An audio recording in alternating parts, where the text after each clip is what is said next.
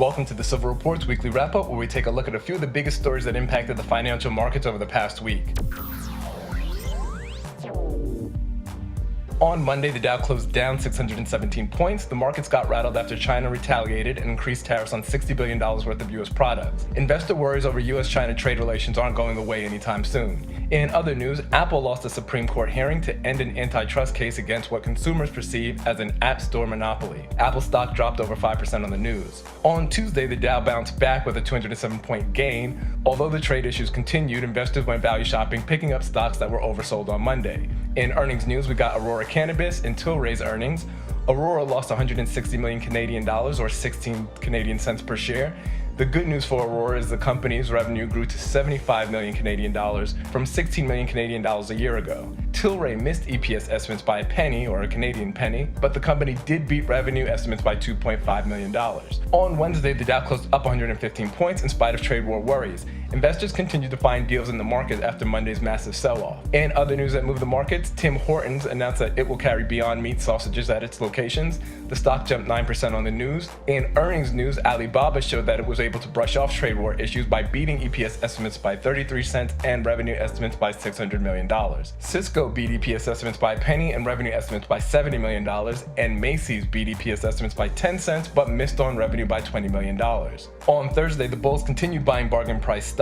The Dow closed up 214 points. The big story of the day was the U.S. banning Huawei technology and 70 of its affiliates from acquiring U.S. components and technologies without government approval. Pinterest stock fell 15% in after-hours trading after the company reported an EPS miss of 21 cents and a revenue beat of $1 million.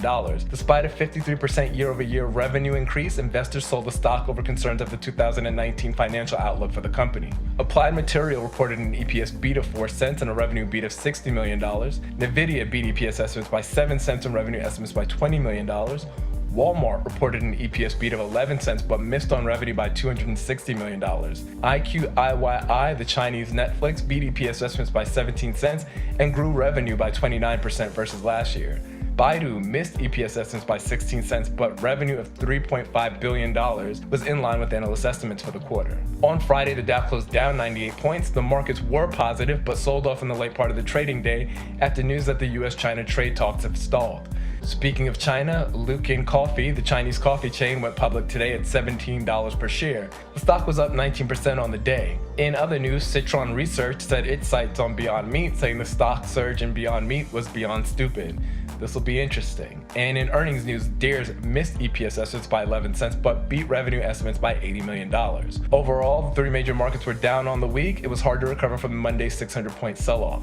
In crypto news, Bitcoin had an interesting week. The digital currency traded over the $8,000 level but was unable to sustain the level, and it took a big dip on Friday after a reported sell order of 5,000 Bitcoin was executed. Bitcoin was trading at $7,114.36 at the time of this recording. Ethereum was trading at $236.09, Litecoin was trading at $87.85, and Ripple was trading at 37 cents. Crude oil closed up on the week at $62.73 per barrel. A big winner for the week, Cryoport Incorporated, CYRX, which increased by 11% on the week. A big loser for the week, 360 Finance, QFIN, which decreased by 20% on the week. A weekly reminder that our latest quarterly newsletter is available at SevilleReport.com. If you're new to investing and need a place to start, or you're an experienced investor who needs a few investment ideas, we suggest you check it out. Also, a link to sign up for our weekend article In Focus is in the description below. Before you make a buy or sell decision, definitely check out In Focus. Thanks again for checking out the Silver Reports Weekly Wrap-Up. This channel is dedicated to anyone who wants to start investing but doesn't know how or where to start. If you have any questions, ask in the comments section, like and subscribe, and may your next investment be your best investment. See you next week.